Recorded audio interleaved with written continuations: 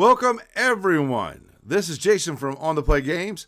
We are going to be talking about the wrap-up that was hosted by Animal House Cards on December 6th. Originally scheduled as a 10K. It did have tiers, and it was capped at 72 players, I believe it was. We had a chair count kind of thing going on there. But there was a significant amount of wait list players that did not make it in.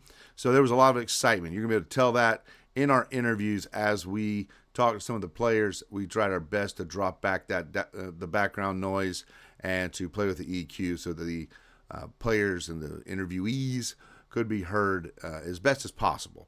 And so the house was packed at Animal House Cards. With that said, I had 4 questions, and then a couple of, most of them I went off script for one last question on our thoughts about Magic moving forward. So we'll get some very interesting intake there as well on what some of the top players of Commander are wanting for Magic cEDH moving forward. I want to thank Joshua Smith for being our first interviewee, and I'd like you to please enjoy. Hey everybody, this is Jason with On the Play Games. I'm joined here with one of our players. What's your record right now? Record right now is 0-2-1. 0-2-1. Yeah. Strong. It's been rough. It's been rough out there. It's been a grind. At the 7K at Animal House, it is definitely hardcore people coming out. Well, they brought out all the good players. They definitely did. I came out here to play bad players. You brought out all the good ones. I don't know what happened. Speaking of good players, what's your name? Joshua Smith, South Carolina, Greenville. Oh, sweet. Yeah, Sweet. not too much. We may know a few people. Just a couple. Just a couple. So, tell me, what is your, like, not necessarily cEDH card, but this overall favorite card in Magic that's been printed in the 32 years, I think we're in Oh now? my goodness. Yeah, that's like, I'm only 34, so yeah, it's a lot. I started playing Magic pretty early, only since the Lord of the Rings set, so I don't have a huge amount of different cards, but I'll tell you my favorite one is, it's got to be Cyclonic Growth. Excellent with the overpower. Overload. Yeah. I don't know. I started playing, and I read that card, and I've come from other competitive card games. And I was like, oh, this just seems really, really good. So it's my favorite one. I just like bouncing. Yeah, I mean, it's Boomerang on a much bigger stage. And then when it comes to, like, favorite commander, fun, or competitive, doesn't matter either way. My favorite commander of all time is Sauron, or From the Lord of the Rings set? from the Lord of the Rings set. That's what got me into Magic. I was actually playing a completely different game. Walked into a store to go to a tournament for that game and saw a giant cutout of Gandalf that had just dropped. And I had said for years that I'd never play Magic unless they came out with Lord of the Rings. And they got me hooked. So they called you in. It was fate. It was fate. And I picked up a Sauron, started playing. I mean, it's Grixis. Who doesn't love Grixis? I mean, I've got a buddy of mine that's his deck. He loves all the Death Touch guys. You play 12 of or the whatever. Nazgul. The Nazgul, there you go. Yeah. So we do try to keep these a little bit short, but I do want to give you an opportunity. You've been playing for 3 years. Oh shoot, that was all. I mean, it's been like 2 years. I guess. In that 2 years, what would you say has been your proudest moment, or something that you've seen that like it's kind of like, whoa, this is the game that I love? Well, the first tournament I ever went to was there was a 10K in Tennessee. Okay. And I played Kenrith, which is a deck that I like. It was the first cEDH deck that I ever started with. And I got 17 out of that tournament. How many? It wasn't very many. I think it was like 60 something. Okay, that's like 50, 60 considerable night. It was good. It was my first cEDH tournament. It was my first Magic tournament ever. And it was really, really good. I really enjoyed it, and I just felt like I could compete. You know, like I felt like, you know, coming from other games it translated well, and I just had a huge amount of fun. Like, I don't have this much fun playing any other card game. The idea of just having like 4 players and politicking is my favorite one. The politics is really. I know some people hate it, but like I love it. Look, it is a two-sided coin. You either love it or hate it, but the people that play cEDH, they normally love it. Yeah, my parents told me I should be a lawyer when I was a little kid, so like I guess it just fits. Yeah, I mean, it really does. You met Kevin, the shop owner. Yeah. He literally turned right to me and said, "Hey, grab Josh and have him come over and talk It's to us almost a little like he bit." likes me a little bit or something. He's insane. Yeah, the staff here is great. And it's well staffed. It staffs very well. The judges were fantastic. Oh, the judges are excellent. Smooth. This is one of the smoothest tournaments I've ever been to. Including all parties. I've been, Yu-Gi-Oh! Huge. Thank you for saying that. Animal House definitely will be thanking you for that. Yeah, I love you guys. Y'all did great. That's awesome. And last question. For you, what is the most important thing that you feel Magic should be doing moving forward? That's a deep one. Honestly, I went off script for that one. Yeah, no, it's off script. It's okay. I'm good on the top. No, so I think that the best thing that they can do is start bridging the gap in some of the community. So right now we've got a lot of people that there's a little bit of a divide between like tournament play and just casual play, and like competitive play. Competitive play and tournament play are a little bit different. Because you could go sit down and say, I want to do some cEDH, and your strategies are different than what you would do if you go to a tournament. And I think if we could just have some more cards that bridge that a little bit, instead of just like catering more cards to like one specific type of play, then I think that you would get more people naturally moving over to competitive, naturally moving over to tournaments on cEDH. And I think that that's just overall good for the game. Building bridges, like Charles said. That's what's up. Hey, Josh, I appreciate you. Don't take too much of your time. Thanks for joining us. Thanks for being at Animal House. And good luck with your ride, man. All right. Next up, we have Lily, and she's going to do a little bit of an introduction of herself. Enjoy. All right, this is Jason back with On the Play Games, sitting here at Animal House 7K cEDH, and we are joined by... Hey guys, what's up? I'm Lily Day, or Hello Lily on Discord. Hello Lily on Discord. Be sure to check it out. Real quick, favorite card in Magic does not have to be cEDH. Just think of the whole plethora of like 31, 32 years. Totally. I think my favorite card right now is Smothering Tide, and I'm The white counter spell. Okay. the white enchantment. Oh, Smothering Tide. remind me what it does then. Every time an opponent draws a card, you may trigger. Wow, sweet ride on the treasure tokens. I'm a Magnet player, Okay. so I hate it, Yep. and I love my treasure tokens. You understand the treasure game. Absolutely. So for commanders with cEDH, it could be a funsy one or it could be a serious one. What's your favorite flavor? Right? So I was about to say right now, as it never changes. Welcome, Mile Smasher. Okay. Yeah, I haven't been playing it lately. I've gone to the dark side and I played Recon. I know, boo me in the comments. Just do whatever you gotta do, but There are no bad comments, right? It's all right? engagement. It's all media, you know. But yeah, Malcolm Mile Smasher. That's awesome. And then, how long have you been playing? I've been playing for about a year and a half now. Okay. We'll be coming up on our 2-year anniversary of playing cEDH here pretty soon. So I see that you're part of Team Mama. Yes. How long have you been on the team? So officially the team is only just launched. I've been hanging around in the Discord server for about 6 months now, but we just recently got off the ground and did our tournament. That's what's up. It's all about fresh starts. For sure. 2026 is rocking. Yes, that's the goal. Favorite moments or accomplishments in Magic the Gathering for you? What you got? So I would say my favorite cEDH moment is the Oil 2. So after round 5, I needed to win round 6 and 7 on day 2, and winning 2 games of cEDH in a row consecutively is notoriously difficult, right? I knew I had a mountain ahead of me, but I went ahead to go win round 6 through a slogfest of 2 Blue Fun players while I was on Malcolm Vile, and then round 7 was an interesting scenario where somebody angels me. I was trying to win for my win and in round at a platinum event, which would have been, and still probably is, my best success so far. Yeah. So, most hated card, Angel's Grace? Angel's Grace, safe to say.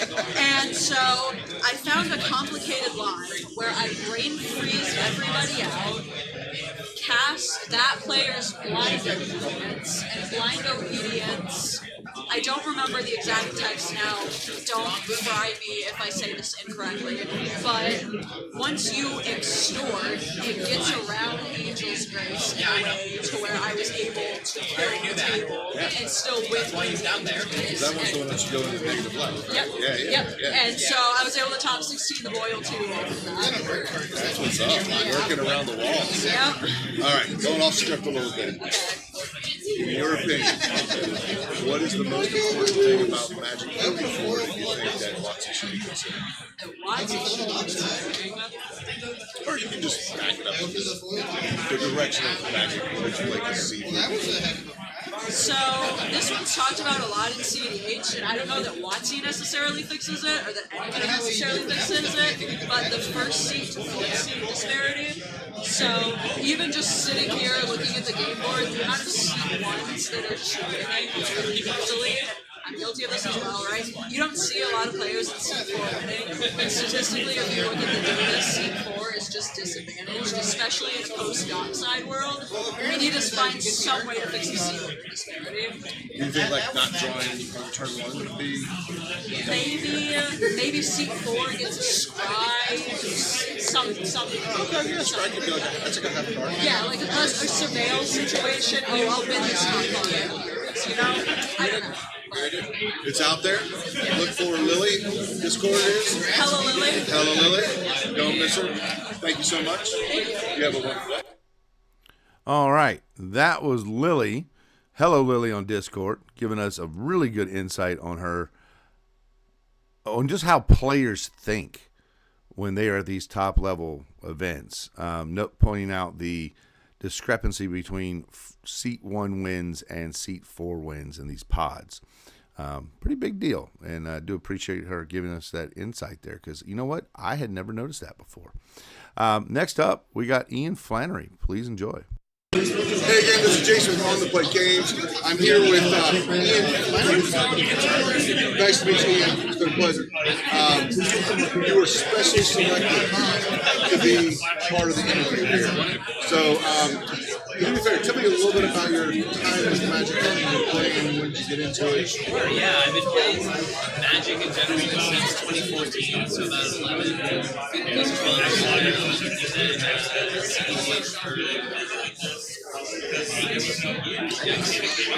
So a lot of that time in cEDH doing hard stuff. Yeah, absolutely. That's what's up. Okay, so out of who knows how many cards are, what is like your favorite card? Your series doesn't matter. Some big ones. I am a basic guy in general, and so I have lately started to feel like DB is creeping up there for most fun. Not standard match, very impressive there, but in this cEDH it's actually remarkably fair, so it feels great there. That's what's up. It was 8 out of 10 years. Yeah. You feel that cEDH side. Yeah, but I'm definitely, cards are rotating out of There you go. That's what's up. As far as your favorite commander, Funzy or Sirius, where you at? For a while, it was Itali. Then Itali became so popular now that I see it all the time, and it sort of lost that glamour a bit for me, so I think I'm going to go to Vivi again. Yeah. Okay, all right. Double dose of the Vivi. Yeah, all right, double it down. And then, moment that you're most proud of, or a situation that you just felt like I'm in the For sure. I mean, yeah, I have my career-defining moment, which is the winning 2 time twisters in the games. Kind of hard to come back from that one. So That's pretty impressive. yeah, even having immortalized the name. So That is what's happening. I love it. I love it. So we're going to skip it just a little bit here. Magic moving forward. What would you like to see next? I think cEDH is in a weird place right now. That's obviously my main format, so it's like a place where I'm thinking about the most. I like to use a little change in the meta. The meta's really nice for people who are rather jamming. We're playing like 4 mid-range decks that can handle people jamming really well. I'd love to see a little bit more diversity, a little bit more people, playing counter spells back in the meta game again. I already talked about it, but Masters is kind of the first, so that card being banned would be amazing. It's just so poorly designed for multiplayer purposes that it never actually comes to the people who should love it. I fully agree. I'm a modern player, so I really feel the piece of that card. So, social media. Where can people find you? Sure. Any social media like Canadian cEDH, basically everywhere. X, Instagram, YouTube, all those places. I post Mine's called News Podcast. I'm comedian. YouTube channel just on YouTube. Like Daydream, the background guy on Strive Babies. I do a lot of stuff. That's awesome. That's awesome. So it's great to meet you. Have a great one. I'm pulling for you. You made the top 16. I did. All right, man. Keep it rocking. Hope to see you in the top 4. All right, that was Ian Flannery giving us a slight insight to Orcish Bowmaster and how poorly that card is designed for multiplayer, and also the 2 time twisters in 8 days. That's pretty awesome. I really appreciate him showing off his tattoo. That was pretty cool. Next up, we're going to be talking to Alan. Alan he was in a pod where 3 out of 3 players were in the pod, and they decided to kind of draw out the pod by pushing one of the players out. And I'll let him tell the rest of the story. Hope you enjoy. Okay. Hey everybody, it's Jason with On the Play Games. I'm here with Alan. Alan, would you like to introduce yourself? Hey everybody, my name's Alan. I help run the Atlanta Power 9 Discord. You can find us in the greater Atlanta area playing some cEDH. That's what's up. The ATL in the house. Yes, sir. 285. So, real quick, when it comes to Magic the Gathering cards, doesn't have to be cEDH, just overall, what card is your favorite card of like all time?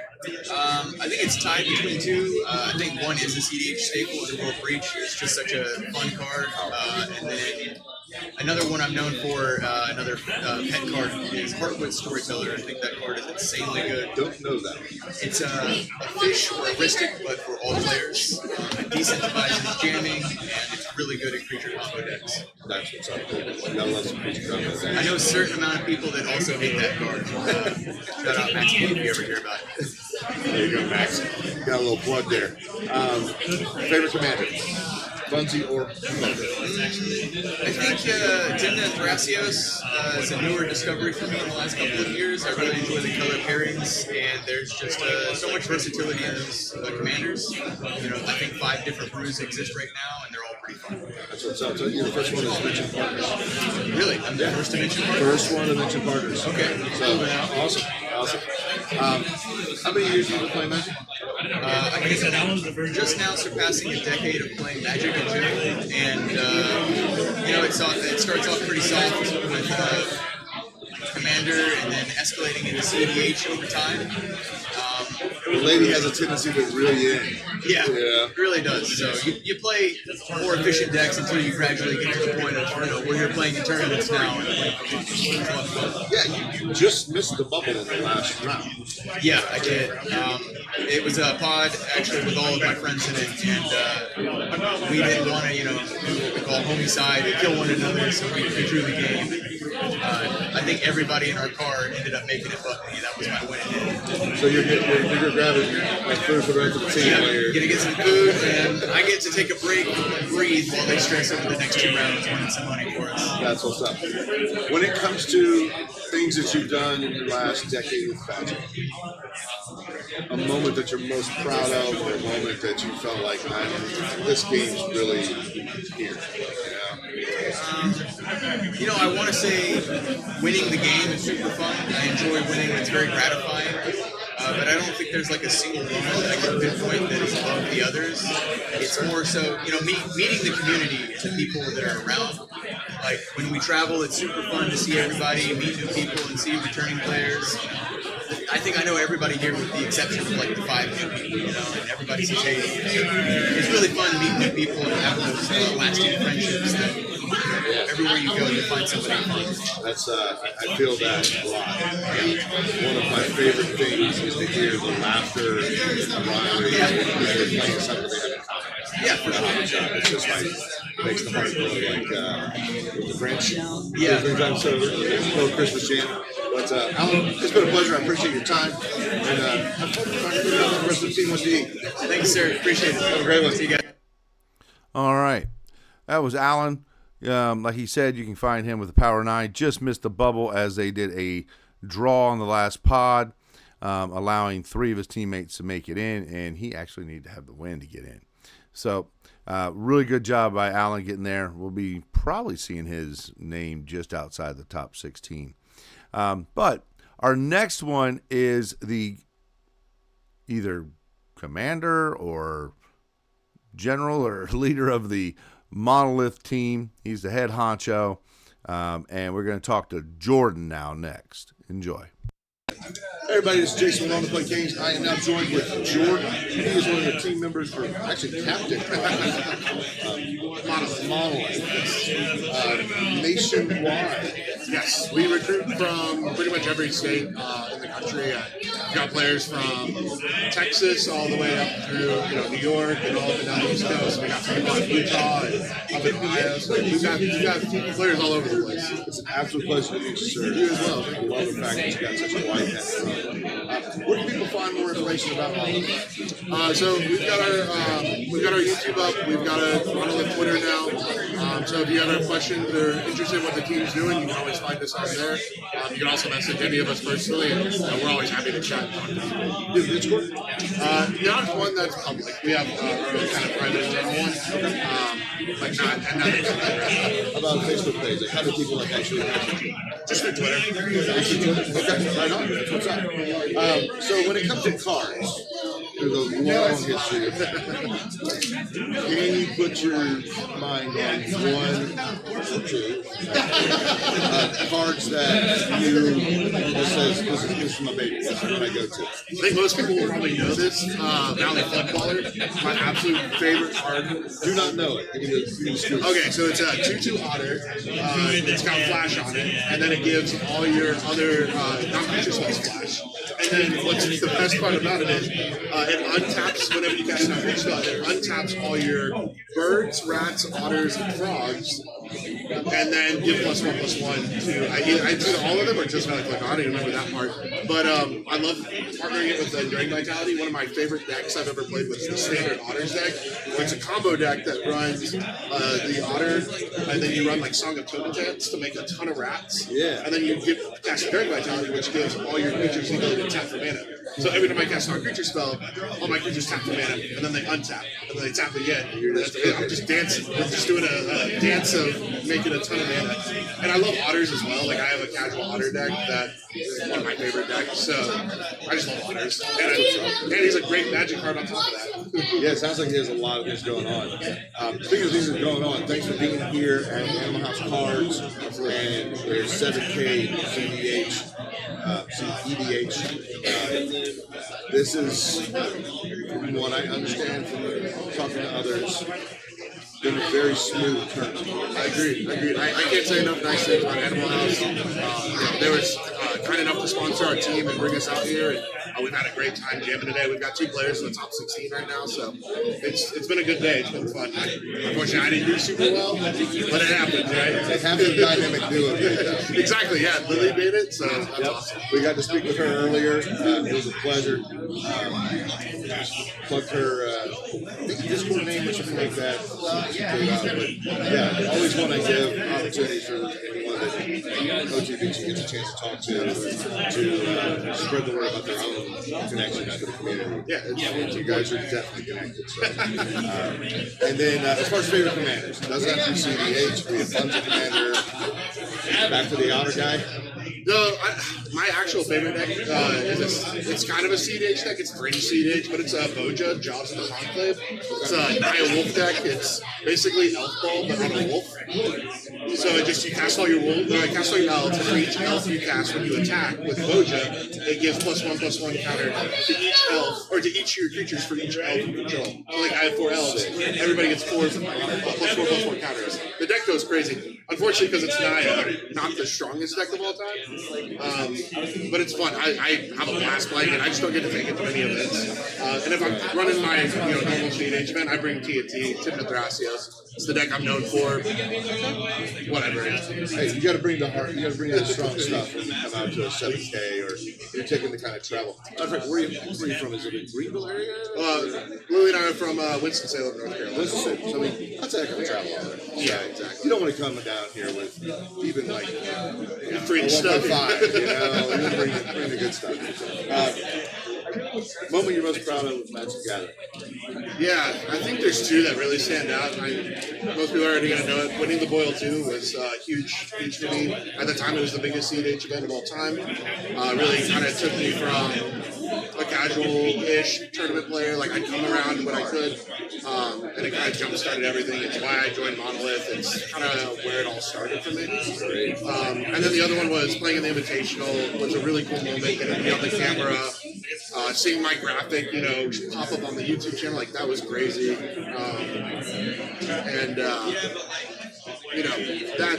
Those were 2 really special moments, I think, in my Magic. Those sound like amazing moments, and on top of that, to get into Monolith, what did you create? So it was created by our sponsor, and there's a couple original founding members. I was not part of the original founding. I was recruited after the Boil 2 when I won. I think I was recruited in like December or January maybe, and then we had a bunch of behind the scenes stuff we were working through, and then we were able to go public about a month and a half ago. Anything else you want to add to? Plugs you want to get through your teams? I know Lily's in the top 16 battling out. People are really watching out for her. Yep, Lily's in there, and then Dallas is also fresh off his cookout win. He's now battling in the top 16 as well. So really good day for the Awesome. Well, it's been a pleasure speaking with you as well. You have a great one. All right. He also mentioned Dallas, who did make it into the top 4. I believe it's Dallas Patel. We're going to be taking a look at that here in just a moment. Let's go ahead and pull up this window here from our EDH top 16 page at Animal House Cards, the wrap-up. And as you can see, there's Justin from the group from cEDH out of Lexington, I believe. When I was speaking with him, he mentioned that. And can't wait to work with them a little bit more. He got it with Kenneth. Just a great deck. Pulls together mana resources. And we're going to take a closer look at that in just a second. And kind of goes infinite on you. Dave Patel is over here. Sorry, it was Dallas Glaze. My bad, with Team Monolith. That came in 3rd. And then there's Ian Flannery, 4th. You'll notice they all have a draw in here. That final draw is going to be from that last pot. I think they just went ahead and drew it out, and then whatever the places they were in is where they landed. And that 4 wins for Justin pushed him over the top of pretty much everybody else. If you can notice, there's 3 wins, 2 losses, 3 wins, 2 losses, 3 wins, and somehow 3 losses. So, yeah, Ian was a little bit lower than the other guys with that 3rd loss, but everybody having 3 wins there, getting into the top 4. 4 wins was getting you into first place. And, yeah, I think they said 11 points was the bubble. We are going to take a scroll down here a little bit and take a look at a couple other places here. We got Hayward, who's a local player, making it in the 21st place. So that's, shout out for him. Jordan Drake from Monolith also here. As we move up a little bit, Joe Ambrosio coming in 16th place, so he was in that top 16 cut, trying to make there. He had 2 wins, 4 losses. The biggest thing is he couldn't pull any draws off, it looks like. I think I saw Noel here. Yep, there's Noel at 9th place. Great job, Noel. I want to throw that out there. And then you see Lily Drake, or Hello Lily, who had 2 wins, 2 losses, and 2 draws. Just a little bit shy of being able to pop in to the top 4 tables, or the top 4 pod. But let's take a look at the top 4. Let's start with the 4th place Ian Flannery list. And I believe that has... Oh, let me back this up. I thought it gave us the actual decks. Oh, I could be wrong. Maybe it was just first place that happened with. Yep, first place it did give us there. So let's just take a look at this deck. That's good enough. As you can see, Kenneth, Bonder Prodigy. Whenever you tap a non-land permanent for mana, add 1 mana of any type that permanent produced. And then for 5 and a green and blue, you can look at the top 5 cards of your library. You may put a non-human creature card from among them into the battlefield and put the rest on the bottom of the library in a random order. And if you notice, there's not a lot of humans here. A whole lot of elves that happen to tap for mana. We've got Birds of Paradise, obviously a sweet little start there. All your mana dorks, the Delighted Halfling, great card out of the Lord of the Rings set. Plenty of ways. The Enduring Vitality is just stupid good.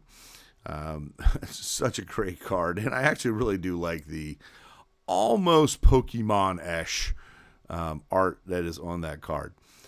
You've got...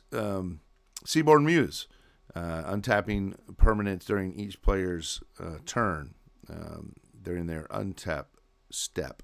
That is a great card. Been in EDH decks forever of all sorts of levels.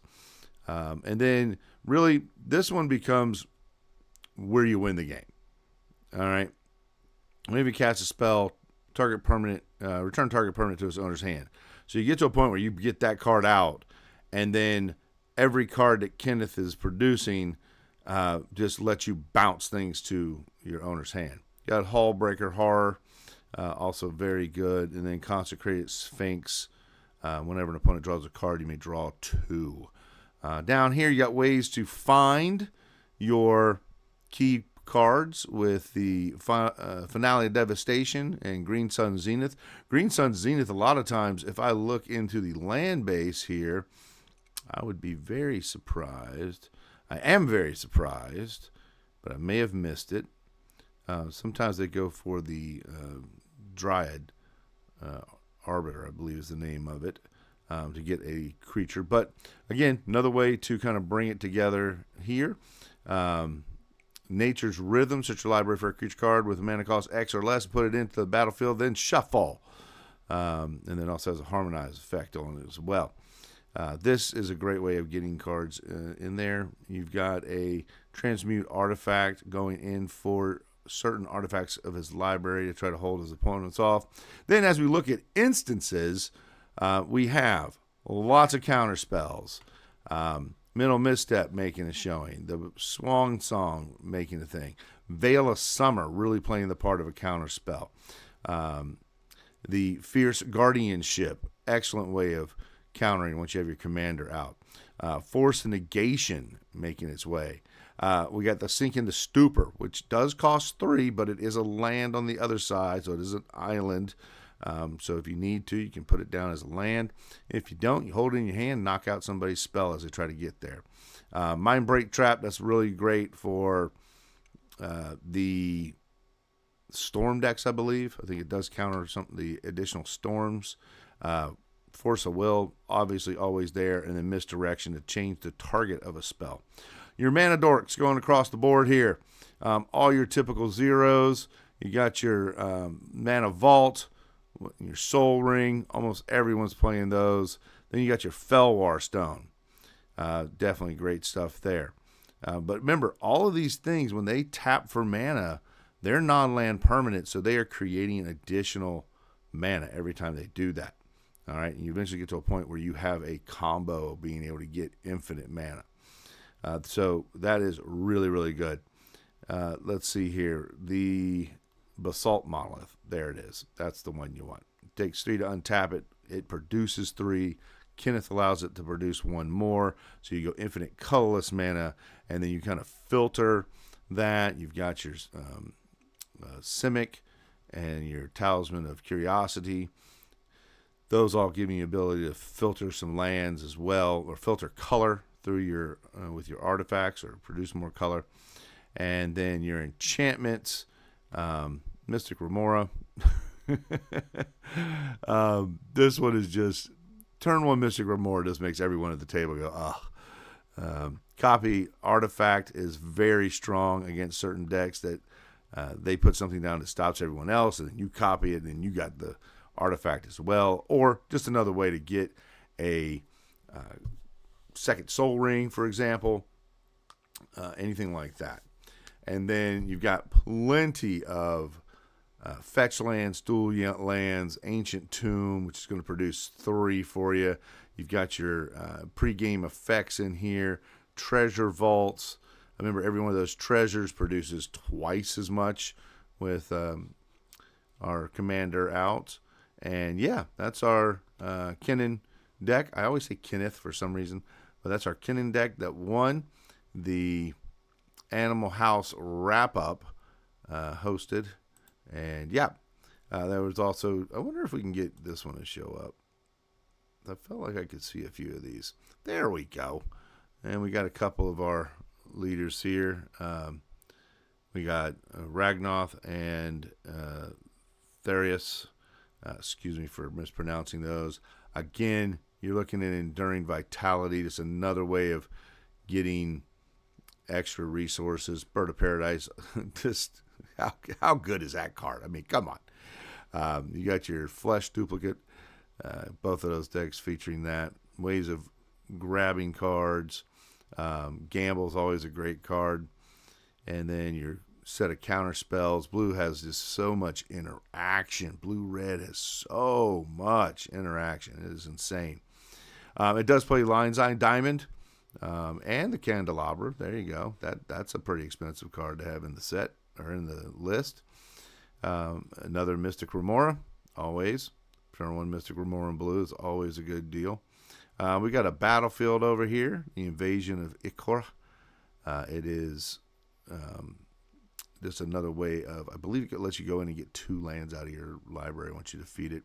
Pre-game effects, got your Ancient Tombs, all that good stuff, plenty of dual fetch lands, and this one's actually featuring an Urza Saga as well. So those are our top 2 decks. Don't want to go too much further into depth there. You can find all the information once again on EDH Top 16. That will set you up with everything you know about those top performing decks, and just a great set of players, and also a great set of card choices. With that said, this is our top 4. You can see Ian over there on the left, Jordan over there on the right, sporting the side deck shirt or overcoat. It was kind of a nasty day out there. And then Dallas with his monolith red shirt on, basically plugging the team there. All good stuff there. Those guys were excellent, and we really do appreciate them being part of the wrap-up 7K at Animal House Cards. With that said, this is Jason from OTPG on the Play Games saying, whether it's day or night, have a great one.